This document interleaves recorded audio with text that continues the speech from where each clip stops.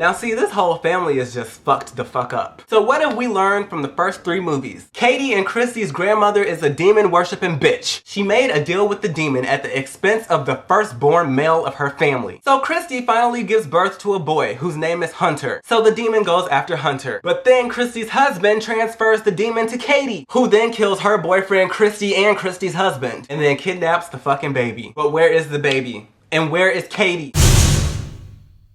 So after Katie's big ass has walked upstairs and thrown Christy against the damn camera and just snatched Hunter out of her hands and just walked out of the room, they walk out of the house and she's just carrying Hunter down the sidewalk at 11:52 p.m. like it's normal, like they're going to the fucking park or some shit. And then out of nowhere, it's November 2011 and they're in Nevada and somebody's filming this kid playing soccer, and then there's this little small ass emo kid in the background just watching everything. We find out the camera is being, held and everything's being filmed by this little blonde girl named Alex, and I don't really know why she's filming. It's never really addressed as to why this bitch is just carrying around a camera everywhere. I guess she thinks that she's iJustine. So they get home and her little boy toy Ben are messing around in the backyard, and then they're filming themselves in this playhouse, and they have like this big playhouse.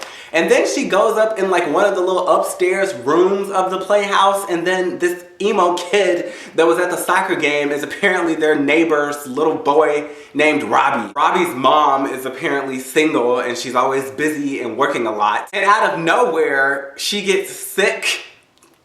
And then Robbie has to come live with this family. So Robbie's upstairs and he's unpacking his little, overnight bag or whatever for how long he's gonna be there. And he's pulling stuff out and he's like, this teddy bear is 100 years old. And then he also has a 100-year-old spoon. And Alex is still, just filming everything because she's a creepy ass bitch. Then later, she's like Skyping with her boyfriend, and all of a sudden the alarm system in the house is one of those creepy ass alarm systems that's like, front door open, back door open, garage door open. That thing goes off and it's like, front door open. And so she leaves the webcam, and while she's gone, Robbie like darts across the screen. And then while she's asleep, her boyfriend's computer somehow records everything because that's what his computer does.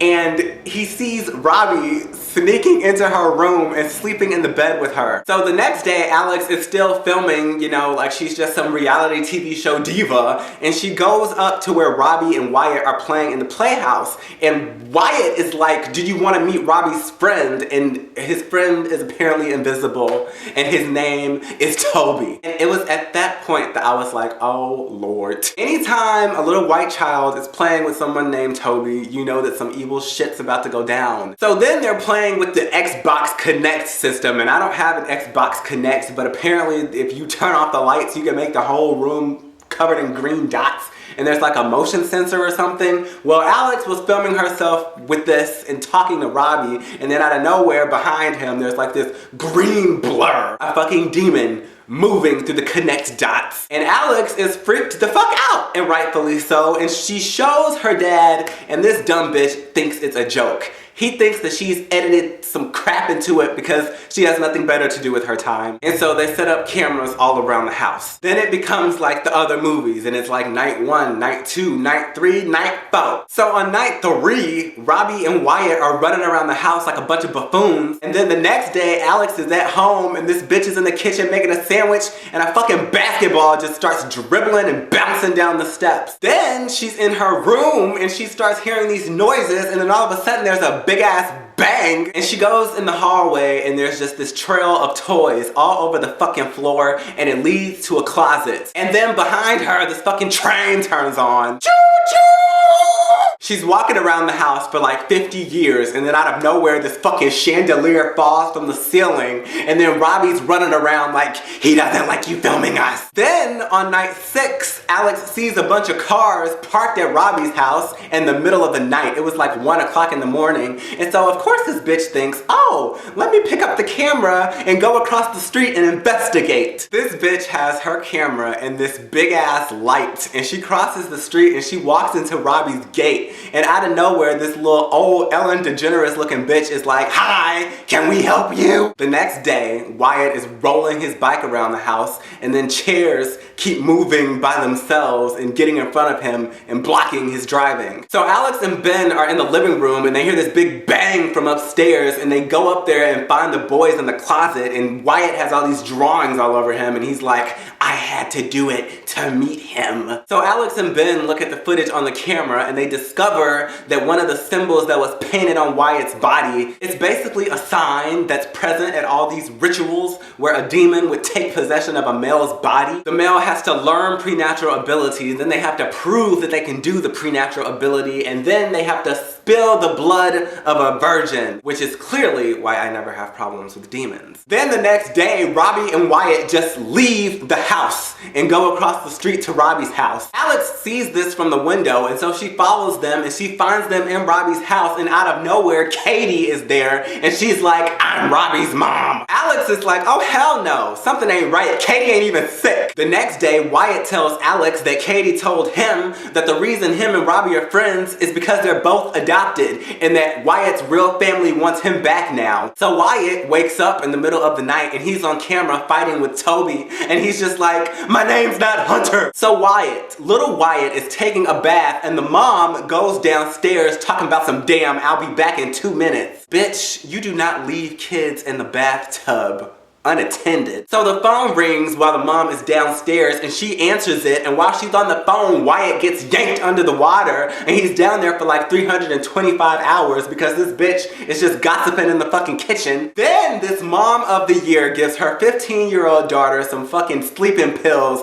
because she's been having problems going to sleep. So Alex is in the bed, knocks the fuck out, just completely gone from her mom's crack, and Wyatt comes into the room, stares at her, makes the damn sheets fly off of her body, and then levitates her into the middle of the air. On night 12, Katie is just walking around the living room, and then the garage door starts opening and closing. So Alex, this bitch, is just walking around with her MacBook and closes the garage door. Then the garage door opens as she's walking away, and then she like goes under it to see what's going on, and it comes like crashing down. But she gets out of the way, but then the door locks and she's stuck in the garage, and then out of nowhere the car comes on and there's just gas going everywhere, and this bitch can't breathe. Katie is in the house stalking Wyatt, and he goes into the closet and hides. Meanwhile, in the garage, Alex is just flopping around, bouncing in the walls and shit, can't breathe. And then this bitch finally decides to break the car window, and she presses the reverse and busts her ass out of the garage. When her parents get home and she explains what happened,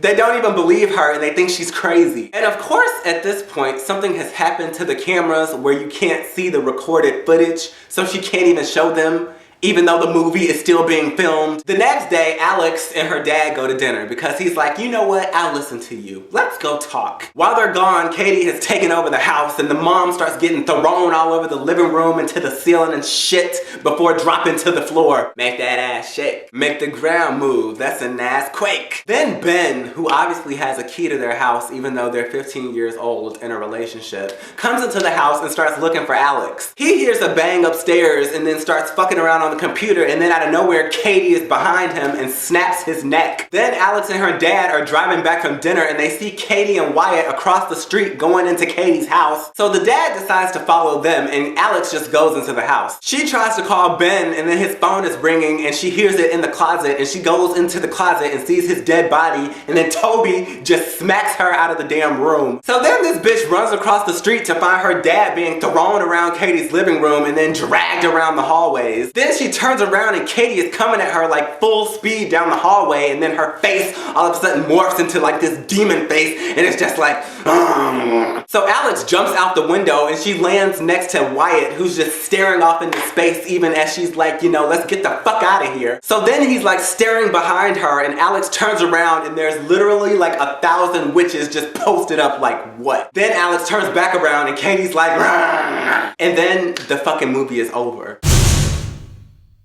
So we still don't know anything about this witch's coven. We still don't know what Toby is gonna do to Hunter. And after 4 movies, Katie is still a creepy ass demon bitch snapping necks and shit. Paranormal Activity 5 comes out in October.